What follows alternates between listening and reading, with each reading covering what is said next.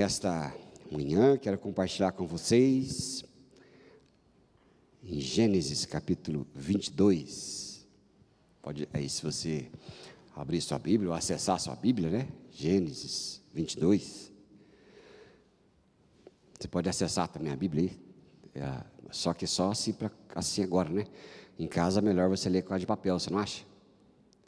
Esse dia eu fui fazer uma oração num lugar aí, eu usei o celular. Aí depois que eu terminei, chegou uma senhorinha perto de mim e disse: pastor, você não tem uma Bíblia de verdade? Aí eu falei assim: é verdade, né? Eu tenho só para esse momento aqui. Então a gente faz, né? A gente começa a ler a Bíblia. Quantos aqui fizeram o propósito de ler a Bíblia esse ano mais uma vez? Vamos ver. A Bíblia inteira, né? Esse ano eu vou ler inteira. Então tá, vou perguntar de novo. Quantos fizeram o propósito de ler a Bíblia inteira esse ano? Alguns não fizeram, né? Mas talvez depois da pregação você faz. Vamos lá, Gênesis capítulo 22. Vamos ler o que está escrito aí. A Bíblia. Então diz assim a palavra, olha. Depois dessas coisas que Abraão fez tantas coisas, né? Fez aliança e expandiu sua família, fez alianças, protegeu o seu povo, e assim foi. Então, depois de tudo isso, Deus pôs Abraão à prova. Ele disse: Abraão, e este lhe respondeu: eis-me aqui. Então Deus continuou: pegue o seu filho, o seu único filho, Isaque, a quem você ama, vá à terra de Moriá. Ali, ofereça-o em holocausto sobre um dos montes que eu lhe mostrar. Na manhã seguinte, Abraão levantou-se de madrugada e, tendo preparado o seu jumento, levou consigo 2 dos seus servos e Isaque, o seu filho. Rachou lenha para o holocausto, foi para o lugar que Deus lhe havia indicado. No terceiro dia, Abraão ergueu os olhos e viu de longe. Então, disse aos servos: esperem aqui com o jumento. Eu e o rapaz iremos até lá e depois de termos adorado, voltaremos para junto de vocês. Abraão pegou a lenha do holocausto, colocou sobre Isaque, seu filho, e por sua vez levava nas mãos o fogo e a faca. Assim os dois caminhavam juntos. Isaque, eu vou acrescentar aqui a minha leitura. Isaque, meio desconfiado com o que estava acontecendo, rompeu o silêncio e disse a Abraão, seu pai: meu pai. Então Abraão falou: eis-me aqui, filho. Então perguntou: aqui está o fogo, a lenha, mas e o cordeiro, está onde? Então já estava desconfiado o rapaz, né? E os dois seguiam juntos. Então Abraão respondeu: Deus proverá para si o cordeiro para o holocausto, meu filho.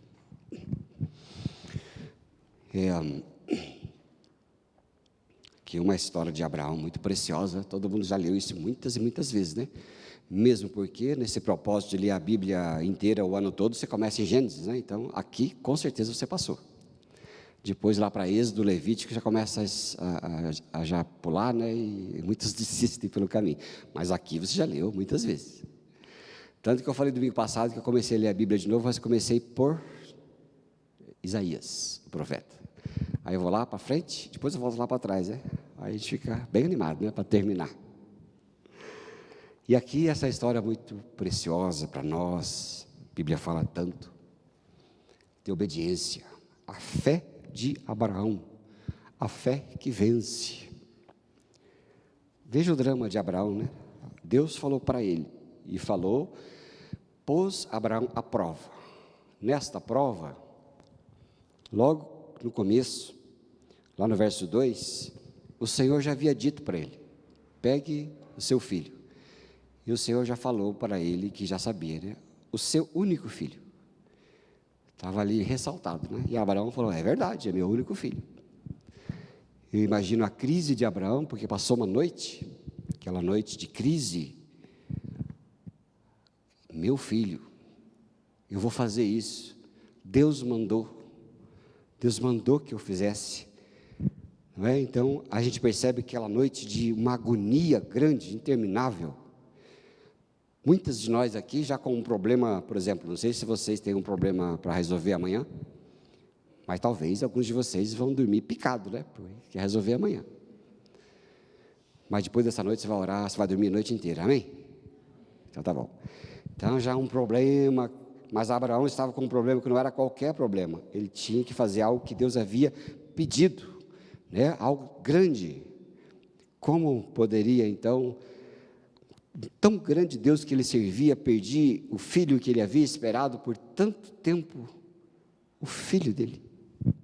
Que coisa, né? Coisa, né? E ele, ainda assim, a gente percebe que ele não permitiu que as emoções dele fossem um fator que o levasse a desobedecer aquilo que Deus havia preparado para ele. Por quê?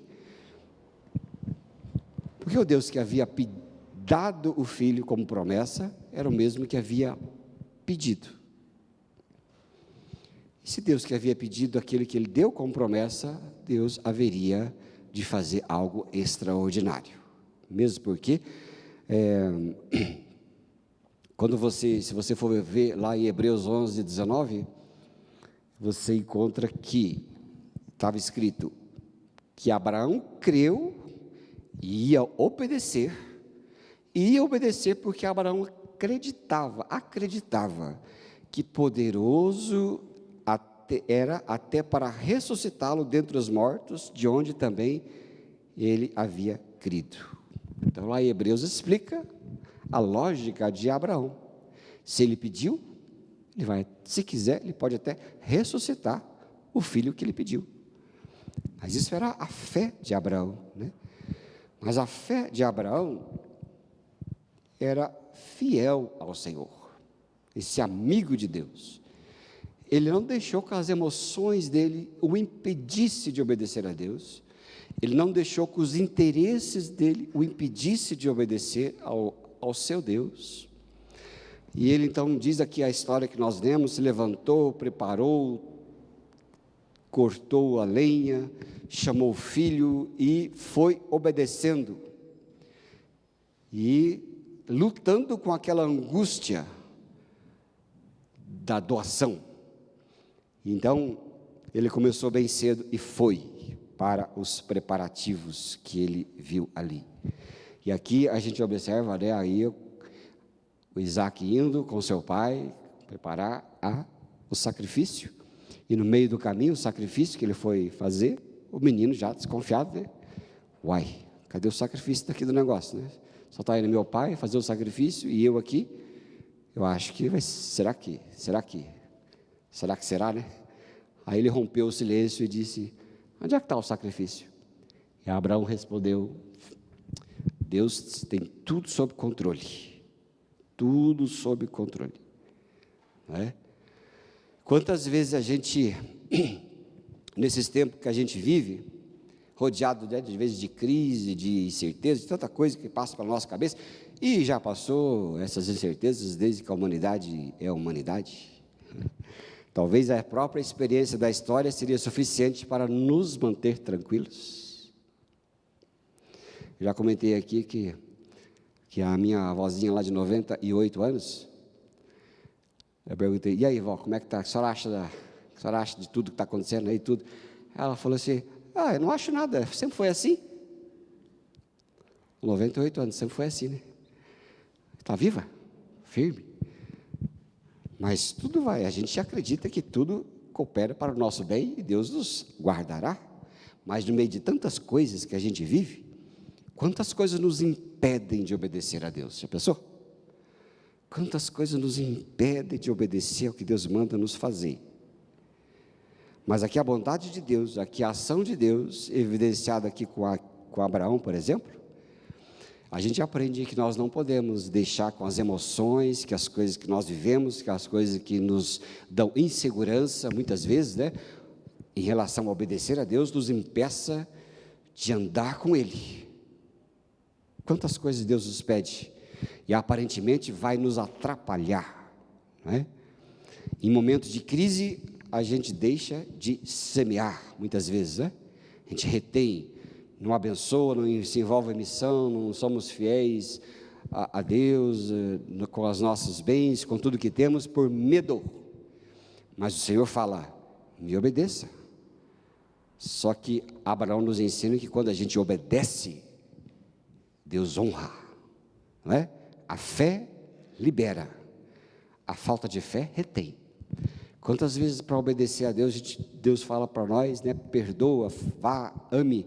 E você e eu, por justiça própria, por algo que nós temos em nosso coração, não vamos, não amamos, não perdoamos, punimos os outros por causa das nossas emoções. Mas nós devemos, a Bíblia diz aqui, Abraão obedeceu e a gente tem que obedecer. Quando você obedece a palavra de Deus, quando você faz, Deus honra a nossa vida, sabia? Tudo que Ele está ali na sua palavra e que você ousa fazer como obediência, eu e você somos honrados. Você sabia disso, irmão? Você é honrado. Abraão foi honrado, a vida é honrada. Deus queria usar Abraão para mostrar o seu filho, Jesus. Sabia?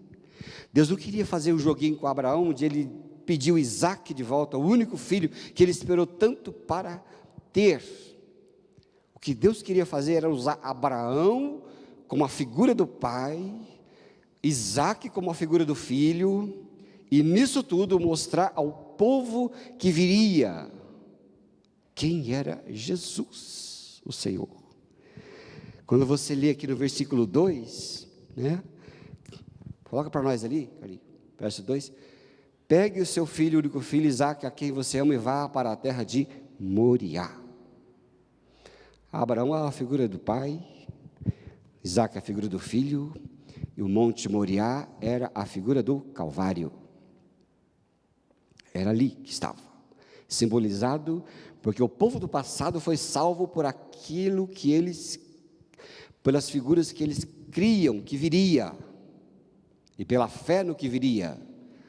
O povo evangélico de hoje, nós somos salvos por aquele que veio.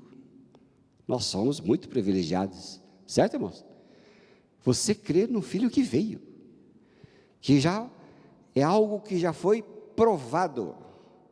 Aquele povo cria e era salvo por algo que viria. Afinal, é mais fácil crer no que veio, no que aconteceu, não mais fácil crer no que vai vir. Porque o que vai vir muitas vezes nos deixa ansiosos, e muitos nem conseguem crer. E nós somos aquilo que já veio, né? E aqui quando diz ali, pega o seu único filho, Deus está mostrando perfeitamente.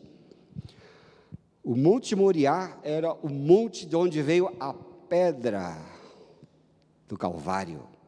Se você for ver no texto bíblico que fala que a pedra que os construtores rejeitaram foi a pedra de edificação e a pedra de salvação. Quando Salomão foi construir o templo, o famoso templo de Salomão, foram construídos com pedras grandes, pedras de 3 a 5 mil quilos, né, ou 5 toneladas, foram usadas na construção do templo. Algumas pedras cortadas, elas foram rejeitadas naquele tempo, porque não eram perfeitas, e aquelas pedras foram retiradas à parte do monte, e lá no monte, onde foram tiradas as pedras, e onde foi colocada mais para frente o monte Calvário, era uma dessas pedras que estava lá, veio do monte Moriá, e o monte Moriá deu origem ao monte Calvário, e é lá no meio daquelas pedras onde Jesus foi erguido, porque a salvação veio do Moriá, e Deus usou aquilo para mostrar o que haveria de vir, o seu único filho. E depois lá, se você observar Verso 4, coloca para nós, Carlinhos. E ali diz: no terceiro dia, Abraão ergueu os olhos e viu o lugar de longe. O que Abraão viu no terceiro dia? Monte, sacrifício. Mas é no terceiro dia, depois que Jesus veio a ressuscitar dos mortos, do sacrifício feito por Deus o Pai. Amém, queridos? Não é perfeita a história do povo de Deus? Não é perfeita a vida com Deus? É lá no terceiro dia, e toda a história de Abraão e Isaac, Deus estava querendo usá-lo para mostrar a salvação em Jesus Cristo, o Filho. E ele usou ali, e ali quando Abraão achava que ia já sacrificar o filho, Deus providenciou o sacrifício. Não põe a mão no seu filho, não é este o objetivo. Deixa que ali todos verão, e todos serão salvos por aquele que haveria de vir, o verdadeiro filho, o meu filho, aquele que veio ser o salvador da humanidade, de todos aqueles que creem. Que coisa preciosa, né? É o sacrifício, é a obediência, é a vida de Abraão dada a Deus como sacrifício, na qual ele usou para abençoar. E aí então diz que nós sabemos, né, como povo já crente evangélico tanto tempo, que Abraão é o pai, né, o pai da fé. Já ouviram falar isso?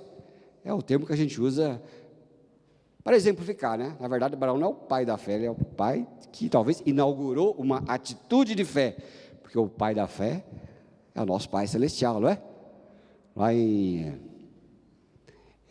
Tiago 1,17, consegue aí, Ninja, no computador?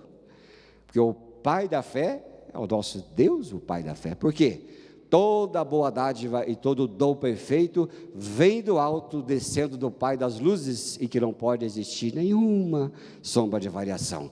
Todo dom que temos é Deus o Pai quem nos dá. A fé que você acha que tem é o Pai que te dá. Sabia? Toda coisa boa que vem do alto é Ele quem dá. Sem Ele nada podemos fazer. E Abraão foi, obedeceu, fez. Queridos, quantas coisas boas existem na obediência ao Pai, né? Ele não nos pede nada que não possamos dar. Ele não pediu o filho de Abraão, que Abraão não pudesse dar. Ele pediu, se ele pediu, ele daria. E Abraão, quando creu, quando entendeu, como nós vimos lá em Hebreus, né, 11:19, que falou que ele compreendeu que seu pai foi o pai que deu, é o pai que vai pedir, é o pai que ressuscita, é o pai que faz. É Ele que faz todas as coisas, não é? Todas as coisas que Deus o Pai nos pede, como filhos e filhas, fique tranquilo, dê tudo o que você tem, faça tudo o que você sentir no seu coração, na sua alma, na sua vida. Se você crê, se você foi testificado no seu interior, que Deus o Pai pediu, dê, porque Ele vai te recompensar. Ele vai te dar tudo o que você precisa para o sacrifício. Se Ele te pede todo o seu dinheiro, dê todo o seu dinheiro. Se Ele pede que você dê a sua casa, dê a sua casa. Se Ele pede que você dê o mais precioso bem da sua vida, que não é bem, pode dizer, o que é o seu bem? Qual que é o mais precioso bem que você tem? Seu conhecimento, seu emprego, sua cidade, seu filho, sua filha. O que é que Ele pede que você dê? Dê. Se Ele toca no seu coração, faça, porque se Ele pede, Ele te recompensará, e você não sentirá a menor falta de nada. Amém, querido? Sabia disso? Não vai sentir falta de coisa nenhuma. Ele vai te recompensar em virtude, Ele vai te recompensar em amor, Ele vai te recompensar em perdão. Se você lá no seu trabalho, se você lá no seu relacionamento, se você é pedido, requerido de você, que seja fiel, que seja honesto, que seja a melhor pessoa do mundo, mesmo que para isso custe coisas que você poderia ter em benefício, faça, porque Deus o Pai lhe colocará em lugares muito maiores do que aquele que você almeja. Amém? Sabia disso? Não recuse nada que Deus te peça. Ande pela sua palavra, e a palavra te custa, não é? Obedecer a Bíblia, obedecer a palavra de Deus, aquilo que Jesus fala, que deixou para nós como herança, lá no Sermão da Montanha, lá em Mateus, em Marcos, Lucas, João, e no Novo Testamento inteiro, se lá está dizendo para você obedecer, obedeça. O mundo hoje não dá valor em que obedece Bíblia, mas se Deus hoje, no seu coração, se você é um homem, uma mulher de fé, como Abraão era um homem e uma mulher de fé, Ele te fala para obedecer, obedeça, porque a glória do mundo é passageira, a glória de Deus é eterna para a nossa vida. Amém, queridos? Não é assim? É eterna. Tudo que Ele faz, a obediência, Ele cumpre. É difícil ser honesto hoje em dia? É difícil. É difícil honrar a fé onde eu estou? É difícil. É difícil ser fiel à minha esposa, ao meu marido e tudo? É difícil. É difícil ser fiel em tantas coisas, com os pedidos e os reclames desta terra, deste mundo? É difícil, mas quem anda pela palavra, Deus recompensa. Ele honra, não é? Ele te torna a melhor pessoa que essa terra pode oferecer. É ou não é verdade? Gosto tanto da igreja, né? Eu aprendo tanto, né? A ser da igreja, viver com a igreja, estar junto com a igreja. A minha esposa, de vez em quando, dá risada comigo, que eu digo assim para ela: eu amo todos os irmãos. Eu amo mesmo todos os irmãos, os complicados, os difíceis, os amorosos, os não amorosos, os questionadores, todos, não é? A gente aprende, e Deus dá. Os complicados, os não complicados, né? E não complicados é difícil, porque todo mundo quer complicado, não é verdade? Conhece alguém complicado? Conhece? Não conhece? Olha a pessoa que está do teu lado aí. Pensa na criatura complicada que é essa aí. Pensa na criatura complicada que é essa aí, meu querido. Você não faz noção. Mas é bem assim mesmo, é normal, né? Esse dia a esposa aqui fez um artigo lá para o curso que ela está fazendo lá, que é de perto ninguém é normal, não é assim coisa? De perto ninguém é normal. Aí eu falei, conjecturando com ela, disse: vamos consertar isso aqui, mesmo que você não precisa escrever isso, mas vou dizer uma coisa, né? De perto, todo mundo é normal, de longe que ninguém é normal, é? De longe que ninguém é normal, de longe é simples, né? Você está aí todo vestidinho, bonito, né? As mulheres chegam aqui na igreja, bonitinha assim, né? Toda, hoje aqui a Cleide aqui, chegou hoje aqui, eu falei assim: como você está bonita, né? Ela mora longe pra caramba. Ela mora longe para cima, né? Para cima, ela mora bem longe, né? Toda maquiada, óculos, colar de pérola, assim, né? De pérola, coisa assim, aí, ó. De longe ela é normal, né? Agora chega em casa, né, Cleide? Já bagunça tudo, tira tudo, é aquela coisa. Mora em apartamento, só vive de pijama, né? Quem mora em apartamento vive de pijama, né? Então, de perto, é que é normal. É de longe que não é. Aqui não tem ninguém normal aqui. Aqui está todo mundo comportado. Alguns disseram assim, aí está pensando assim: esse pastor podia acabar esse sermão logo, né? Mas não fala. Mas se estivesse em casa, falava. Então, de perto, é que a gente é normal. De longe é todo mundo comportadinho. Mas a gente honra a Deus quando você ama as pessoas. Os normais, os não normais, os mais ou menos normais, né? Os neuróticos, os psicóticos, tudo quanto é coisa, a gente vive. Mas quando você obedece a Deus o Pai, você é recompensado. Amém, querido? Deus te coloca em lugar de honra.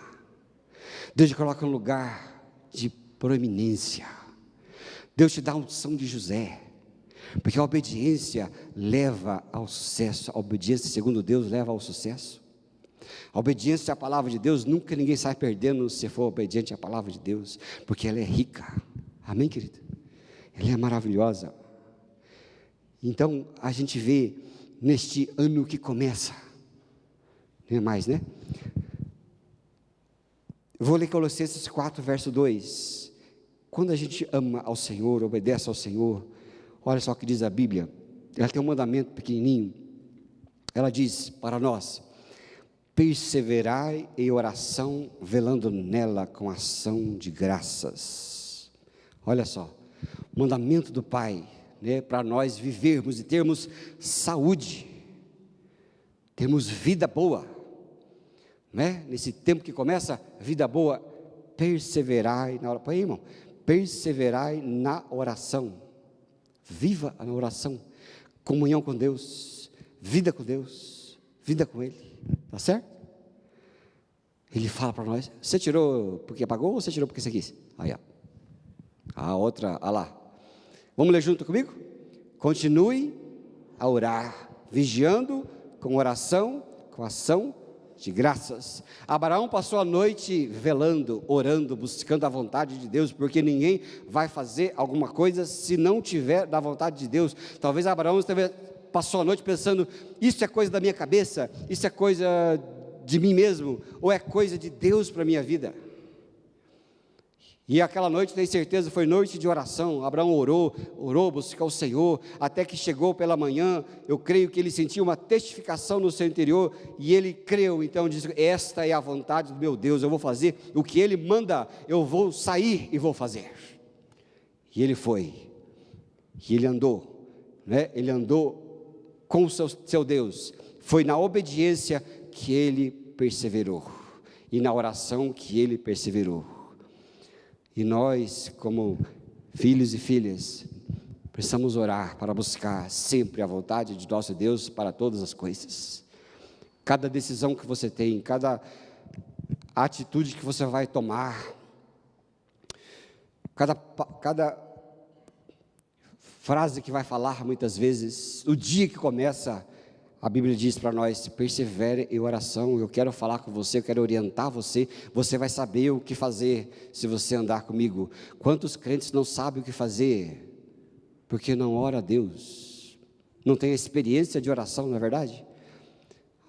O que é oração, querido? É falar com o Senhor, é falar com Deus, andar com o Senhor, andar com o Pai, andar com Jesus. O Espírito Santo está em mim, está em você, e o Espírito Santo está sempre presente, e Ele vai nos orientar o que fazer. Só que muitas vezes este mundo grita tanto que a gente não consegue ouvir e nem saber da testificação de Deus em nossas vidas, e não então andamos orientados por Deus. O que seria melhor na vida ser orientado por Deus, não é verdade? Eu sei que muitos de vocês falam, e como eu falo às vezes, eu digo, puxa, o que eu tenho que fazer? Esse dia eu falei para o Senhor, Jesus, você podia vir aqui falar, né, comigo o que fazer, porque está tão difícil, né? Se eu falasse seria tão melhor, tão mais fácil, né? Aí o Espírito Santo falou, eu vou falar com você, se você parar um pouco, se você ouvir um pouco, se você orar um pouquinho, eu vou falar com você, né? É verdade. E de repente você é como Abraão, eu sou como Abraão, você sabe o que fazer, porque o Espírito Santo toca e você vai, sabe o que fazer, né? Aquele que ora consegue ter essa experiência, aquele que busca andar com Deus tem essa experiência.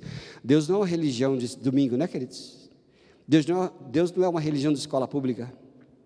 Deus não é uma religião para você vir aqui e ficar domingo depois da manhã e esquecer tudo. O nosso Deus, o Espírito Santo que está em nós, Ele é diário. Diário. Eu não sei se eu lembro de cor, Carliba, coloca lá 1 João 2,27. Deixa eu ver se foi de Deus agora aqui. 1 João 2,27. Foi? 1,27 tem? Vamos ver. Por que 1,27? Porque não tinha aí, porque você sabia.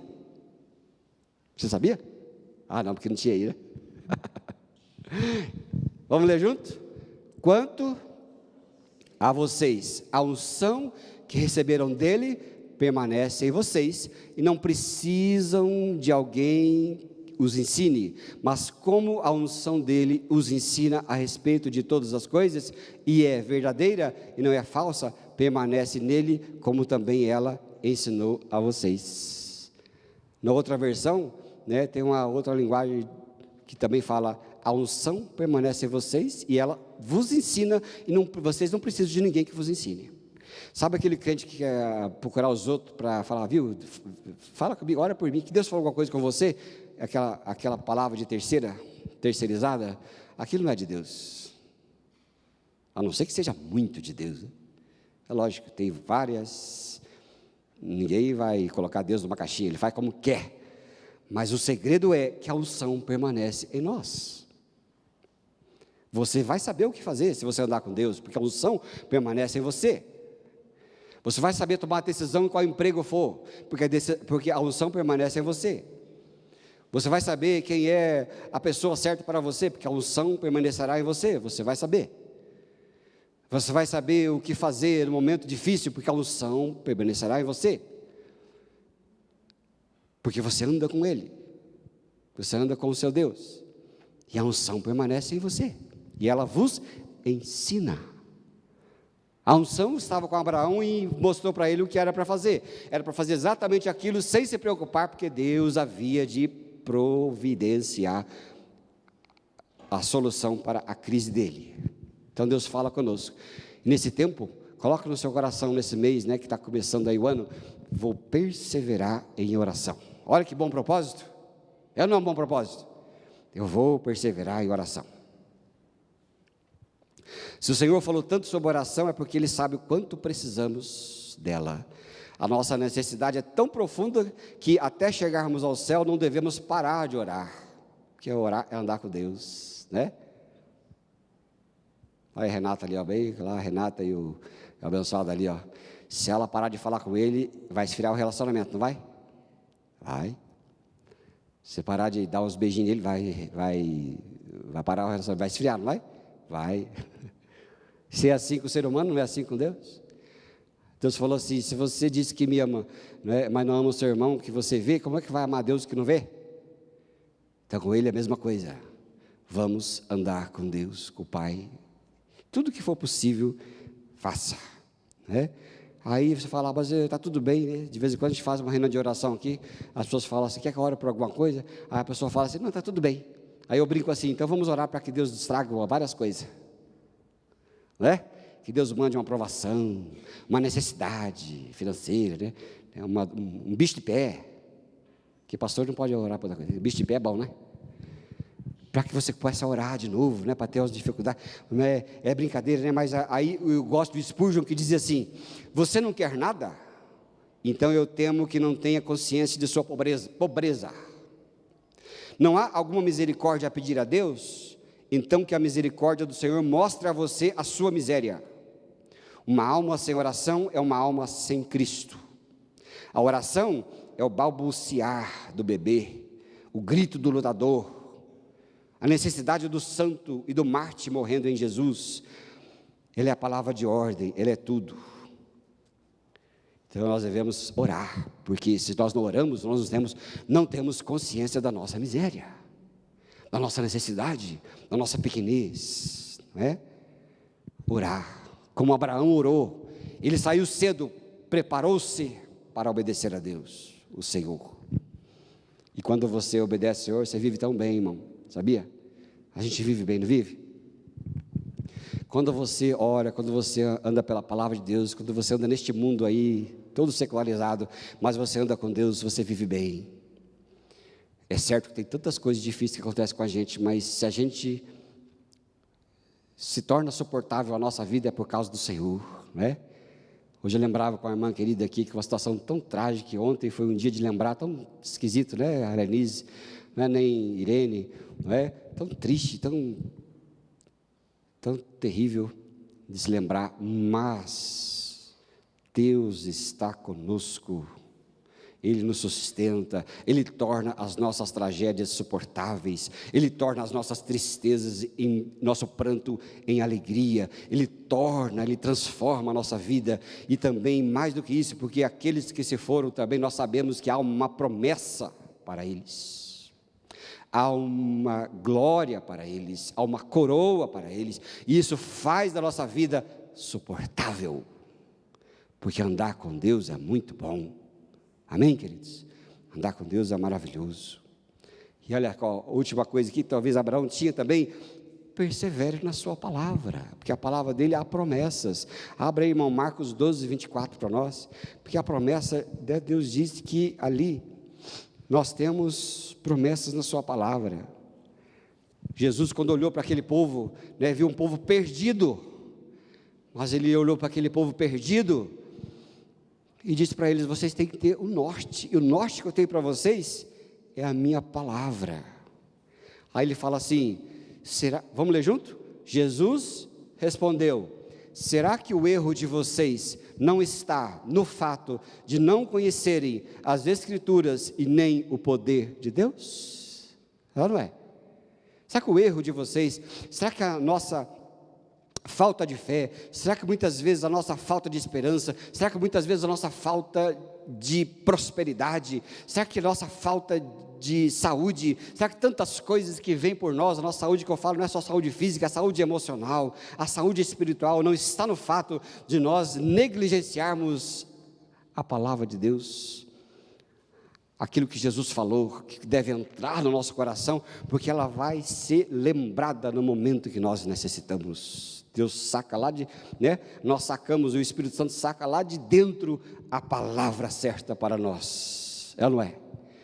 Vai lá um momento de necessidade, de escassez financeira, de dívida e tanta coisa, de repente lá de dentro, quando você lembra de Filipenses 4,19, o Espírito Santo saca lá de dentro e diz assim: e o meu Deus suprirá todas as vossas necessidades em Cristo Jesus, e aquilo traz paz para a sua vida. Vamos ler junto?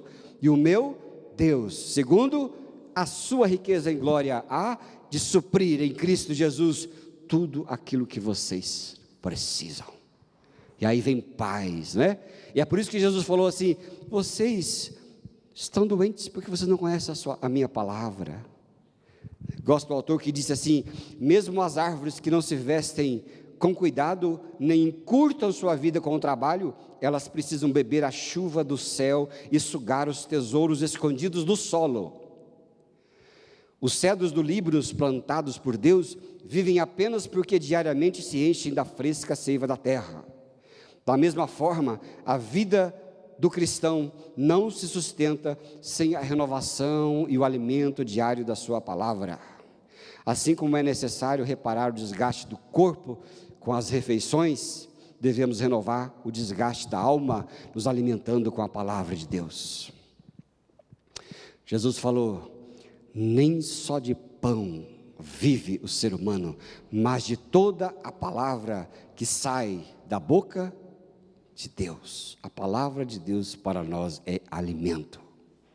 É o alimento de Deus. Jesus falou para aquele povo lá: vocês comeram do maná no deserto, que o maná no deserto comeram e voltaram a ter fome, mas aquele que come da minha carne jamais voltará a ter fome e nem terá sede, não é? E é simbolizado pela ceia que vamos ter. É da palavra de Deus que vem para nós, para a nossa vida, e a gente renova as nossas forças, não é, queridos?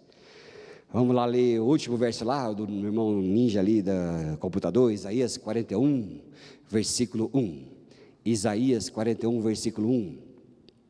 Olha lá, ela diz assim para nós, que muitas vezes somos enfraquecidos: cale-se diante de mim toda a criação, e que os povos renovem as suas forças, que se aproximem e então falem, vamos nos reunir. Essa versão é muito atual, né? Mas a versão tradicional diz: os que esperam no Senhor renovam as suas forças. Olha que coisa boa. Queridos, a nossa vida, né? Vamos desenvolvê-la como Abraão fez. Não vamos negligenciar. Qual é o seu projeto? Estudar bastante? Trabalhar bastante? Juntar bastante dinheiro? Formar-se? Casar? O que quer que seja? Cuidado com seus planos. Cuidado para não se embrenhar em todos os seus planos terrenos, porque às vezes você não vai concretizar os seus planos terrenos. Mas invista a maior esforço da sua alma no relacionamento com Jesus Cristo, porque esse relacionamento será eterno. Ainda que as coisas desta terra não se concretizem, aquilo que Deus tem prometido para você na eternidade se concretizará, e você viverá, não é? Então, pense um pouquinho, né? Pense com que frequência você se sente incomodado pela palavra de Deus. Se a Bíblia e a palavra de Deus te incomoda, obedeça, não negligencie. Pense também em quais reações das ordens de Deus desafiam a sua obediência. Será que eu obedeço, ainda que vai me prejudicar? O que você pode fazer, sem hesitação, para que Deus fortaleça a sua fé e te torne um homem, uma mulher fortalecida. Faça todas as coisas que você planejou daqui para frente, mas coloca o reino de Deus em primeiro lugar. Mateus 6,34, será? É para acabar mesmo, diga graças a Deus. Vamos lá, Mateus 6,34, vamos ver se é. Busque em primeiro lugar o reino de Deus, sua justiça. Vai isso, para frente. Mais um. Não tem mais um? Então vai daqui, depois você procura. Busque em primeiro lugar o reino de Deus e a sua justiça, e o restante, todas as coisas vos serão acrescentadas. O qual, qual que é o verso para eu? 6,33, vamos lá, todo mundo junto? Mas busquem em primeiro lugar o reino de Deus e a sua justiça, e que todas as coisas, o seu dinheiro, o seu príncipe encantado, sua princesa encantada, que mais? A sua profissão, que mais? Sua casa nova, seu carro novo, sei lá o que seja, não é? Mas isso é tudo secundário. Mas o primeiro lugar, o reino de Deus, e todas as coisas vos serão acrescentadas. Você não terá falta de coisa alguma, porque a obediência de Abraão vai te incentivar a viver para a glória de Deus. Amém, queridos? Vamos orar, fiquem em pé, vamos orar, preparar nossa vida para a Santa Ceia, para que nós possamos nos alimentar, espiritualmente, nos alimentar fisicamente, e o Senhor seja conosco. Coloque sua vida diante do Senhor agora, coloca aí a mão no seu coração, pensa aí diante de Deus, qual é a obediência que Deus está requerendo de mim, que eu estou tão hesitante em obedecer, e peça ao Espírito Santo que te faça um homem, uma mulher que obedece e assim experimenta a riqueza de Deus na sua vida, não porque Ele faz, porque você vai fazer, mas é porque é a lei espiritual, de quando andamos com Deus, essa reciprocidade, ela é natural, automática.